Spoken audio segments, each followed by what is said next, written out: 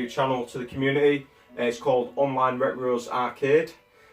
Basically, I've been watching the community for the last few years now, inspired by Retro Dave Nintendo, gone through a lot of other channels as well. I've pretty much been collecting now for a couple of years. My philosophy is it has to be good to be in the collection, has to be good quality. I don't want no shovelware or anything like that. I want something to be proud of collecting. It's mainly the Nintendo and Sega series, ranging from the likes of Mega Drive, Super Nintendo, Mega CD, 32X, Saturn, Dreamcast. You get the picture with that. This is my collection, which is behind me. On the actual bookshelf itself, pretty much what's on there is very good quality games. I always, like I say, try to get the best condition. And the glass cabinet is what I like to refer to as Quest for the Best. Basically, it's the creme de la creme of what I tailor as being best in my collection. Not necessarily being the most expensive, as some of the games behind here could actually fit into that category, but it's games that are dear to me and that I like having in there.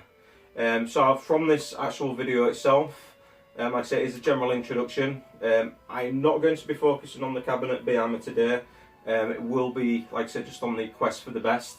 Like I said, I just want to obviously show you what's available, and at a later date we'll break my collection down through all the games, the actual consoles, the setup, etc. So I mean, without any further ado, like I say, on the bottom shelf we have Rob the Robot, which should actually come in mint condition, and the deluxe set, which we have at the top. That was an item purchased from Saltham's Retro. It didn't actually have the item in for long. There was a lot of people touting it. I do a lot of business with him, so I was able to pick that one up. Like I say, I get a lot of things from him. So Rob, mint condition. I imagine him being in the collection for quite some time. On the shelf above, we have two Shenmue games, the first two in the series. Obviously I know there's a third one going to be coming out at some point. But we have the two Shenmues. I'm not going to get them out of the boxes at the moment due to time. I want to keep the video sufficient, and there is some that I do want to take out. But we have both of these Shenmue games on obviously the Dreamcast itself.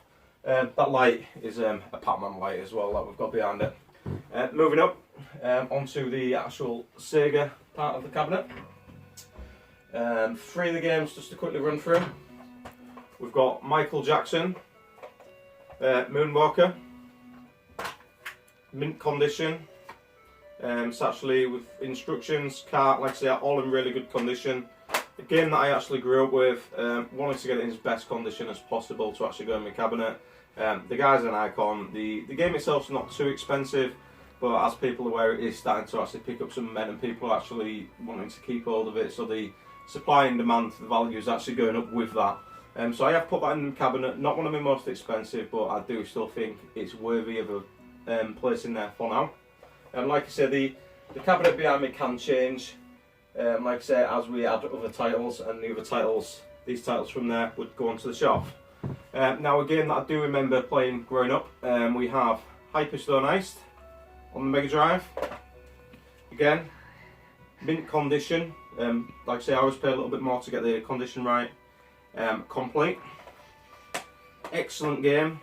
Obviously was the counterpart to the Turtles in Time on the Super Nintendo, and I think this was a great version of that. Like I say, it's slightly different, but there's a lot of similarities in regards to that.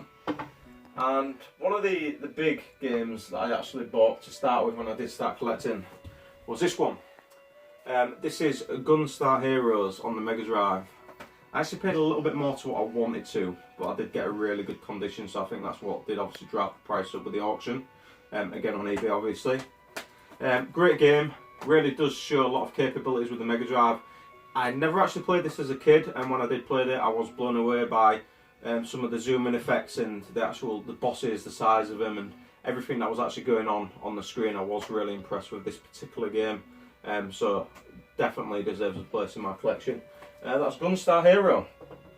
Now, the game behind is actually Shining Force 2. Now, you may recognise the music on the screen, that is actually Shining Force 1. As you can see now, great timing.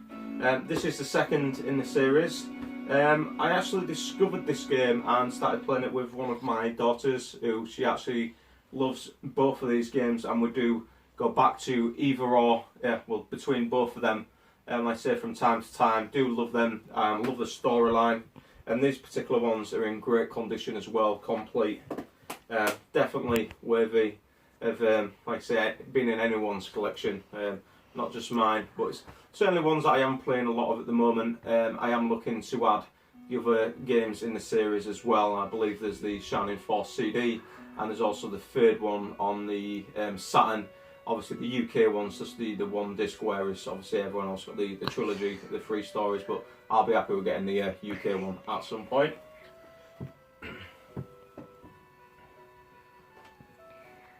This particular one was actually inspired from watching a video, a YouTube video with Guardian Heroes. This particular one is like I say, is in very good condition. Disc, obviously, manual and box. Think this is a great game on the actual Sega Saturn. Love the effects where you can actually move to the forefront and then back to the background. The endless opportunities you've got with different storylines that you can follow through the game, so it does give you that gameplay. Certainly one that I am glad to actually have in my collection, and was one that I was actually eyeing up for quite a while. So that's Guardian Heroes. Now I am just going to actually have to get these games from the top. We've got 3 Super Nintendo ones, so apologies if my head's cut off there. Just to quickly get through these. Super Chase HQ. What makes this different from any others on the series? It's on the Super Nintendo. It's an NTSC exclusive. Instead of actually seeing the card like in a third person perspective, you're actually, I don't know if you can see too well, but you're actually inside the car itself, behind the wheel. You actually start it up, the car shakes with the ignition. It gives it a totally different perspective on it. I actually really like it. I got this one imported from Japan, due to the condition. Like I said, it was a tidy little sum. Definitely one worth having, and I would strongly recommend other people do also look into this game. So it is, like I say, a bit of a hidden gem, and it's certainly one that I'm glad that I got hold of. Now, the story behind this one, Zelda, Link to the Past. My friend Sawthums Gaming, who's obviously based in the same town as me, I do a lot of business with him. He had 3 Zeldas in. I basically got the pick and put together a complete one, got it in the best condition that I could possible. So this is with the map and everything else that actually come with the actual game, like I say, the hints and tips guide as well. I think this is a brilliant game. Really, I got about 80% of the way through, and then obviously with time and that I didn't actually get to finish this, but I will be going back. Brilliant game, probably one of my favourite in the actual series. But that's Zelda, Link to the Past on PAL Super Nintendo. And just to round this one off, one of my gems of my collection, it's near mint, a copy of Turtles in Time Complete, NTSC Super Nintendo. I'm not opening these games due to actual time, but I can assure you it's got all the paperwork in there. It's really good condition. Absolutely love this game.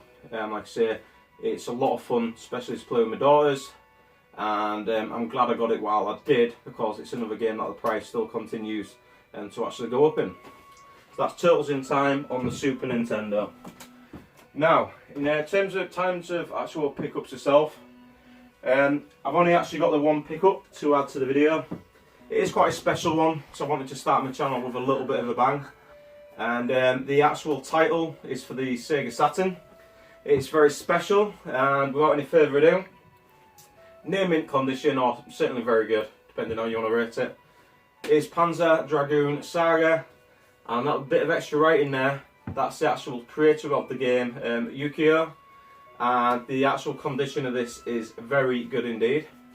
As you can see, all original boxes with the Sega stickers still on top and bottom. Obviously the label of the barcode. As we open it up, as you can see, beautiful artwork.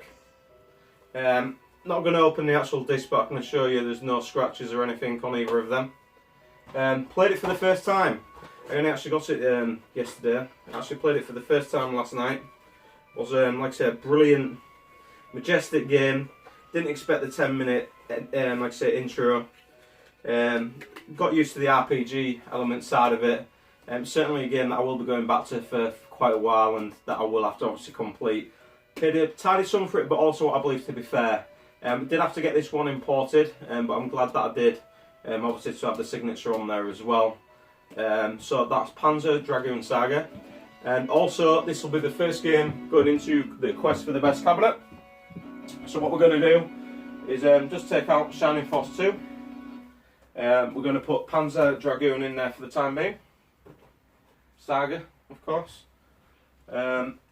With the Shining Force, that'll just find home on the shelf. So there's plenty of room actually on here. A lot of the games are facing outwards, showing off the artwork on there. But we will put quite a lot of other games on there. So basically, going forward with my channel, we'll be obviously adding pickups on there, mainly concentrating on Quest for the Best, quality titles. Obviously I want to actually go a little bit more in depth into the actual collection itself as a whole, including the consoles and the setups. Yeah, so I would really appreciate some feedback, and hope that people have appreciate my collection as much as I do. Like I say, it really is a passion of mine. I am a new channel, so any subscriptions would be appreciated. Obviously like if you want to, and comments, any feedback will always be greatly appreciated.